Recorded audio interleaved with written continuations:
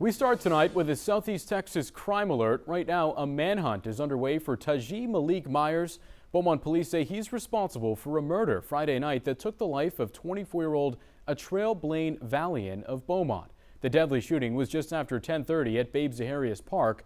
A murder warrant was issued for Myers as police continue their search. Good evening, Southeast Texas. Detectives with BPD worked through the night trying to find Myers, interviewing witnesses, reviewing surveillance video, and even searching his home early this morning. Police shared these pictures from Friday night. They say Myers is the man wearing the white tank top. He left the scene with the woman in the picture driving this baby blue Buick LeSabre. If you know anything about his whereabouts, you should contact Crime Stoppers by calling 409-833-TIPS. Also Friday, a traffic stop turned into a chase and eventually ended with a drug bust for Beaumont Police. 27-year-old Jacordian Guillory drove away from police, eventually crashing into a median near Gulf and I-10. After a foot chase, he was arrested behind Bicycle Sports. Police then searched his car and they found this.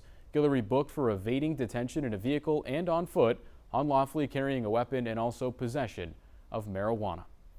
Nederland police made a big bust this week. A stealthy sting operation led to the discovery of what they are calling a prostitution ring.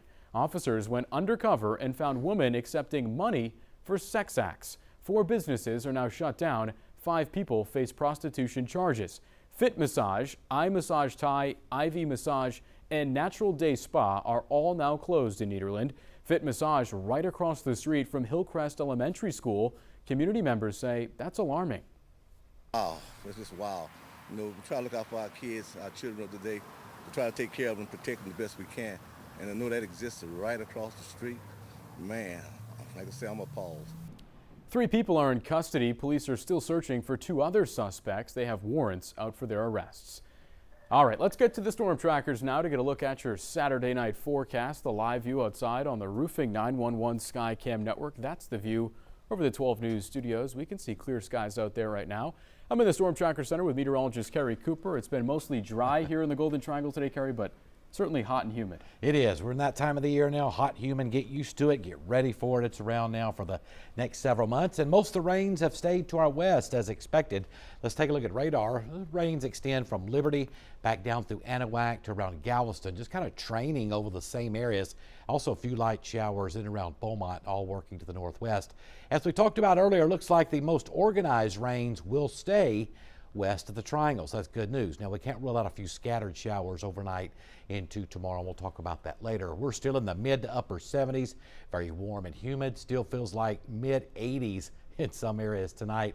Southeast winds off the Gulf under mostly cloudy skies. Here's a look at futurecasts. It's keeping most of the showers and thunderstorms to our west tonight as high pressure is located over Louisiana, kind of blocking the rain from moving to the east. We're expecting lows to be in the 70s, and we could see a few scattered showers for your Mother's Day. Not a big coverage.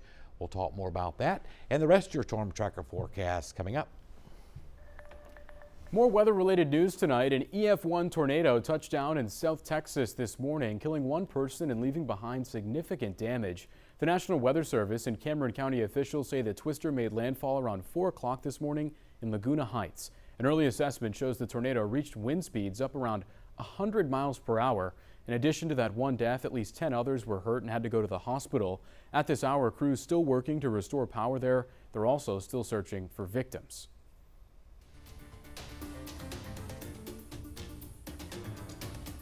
The Beaumont City election is officially over, and now it's time for the candidates to take their oath of office. The biggest headline and biggest change will be that of the mayor's seat. Roy West defeating incumbent Mayor Robin Mouton by a slight margin in the race. Tuesday, May 16th, City Council will meet and the candidates will be sworn in. The only change is Mr. West taking the mayor's chair. The rest of council defeated their challengers in their respective races, but they will be sworn in again for another term. Again, that swearing-in ceremony taking place this coming Tuesday at City Council. The meeting starts at 1:30. 1 week ago today, a gunman killed 8 people and injured 7 others at an outlet mall in Allen. A renewed call for stricter gun laws. Hundreds gathering for a rally in Allen today, calling on Congress to reinstate an assault weapon ban. A store manager who survived the shooting was there. Also, a mother and her son who shared their opinion.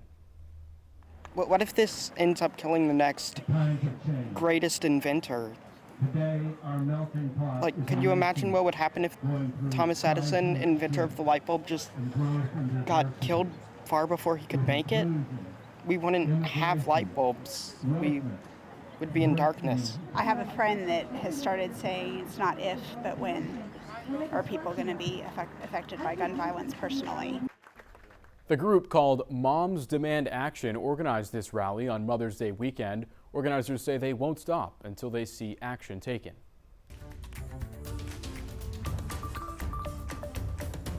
The Biden administration says a predicted surge of migrants at the southern border is not as dramatic as some expected. Title 42 ended this week, giving migrants new hope as they seek asylum here in the United States. Tonight, ABC's Phil Lipoff reports on the border crisis. Title 42, the Trump-era health policy that allowed for the quick removal of migrants from the U.S., came to an end earlier this week. Many feared there would be a surge of migrants at the border, but on Friday, the Biden administration says so far that surge has not been as dramatic as some predicted. We did not see a substantial increase overnight or an influx at midnight. A new immigration policy now requires non-Mexican migrants to first apply for and be denied asylum in another country. Migrants will have to make an appointment on the CBP One app, but many are having problems with the technology. There is no internet going on this border town. Internet's very important, or you can't use the app, and no one ever talks about that fact. If the new immigration rules are not followed, migrants could be removed and not allowed to enter the U.S. for at least 5 years. The purpose of what we're doing now is making legal immigration more streamlined and moving in the direction that people know that there's a legal way to get here and not a legal way. Meantime, border cities continue to feel the pressure. An estimated record 10,000 migrants crossed per day this week, 1,800 coming into El Paso, Texas on Thursday alone. We know that we still need to prepare for the unknown. But the challenges are not limited to border cities. This bus carrying migrants arrived in Manhattan on Friday. New York City and Chicago declaring states of emergencies as cities across the country struggle to deal with the influx of migrants. Phil Lipoff, ABC News, New York.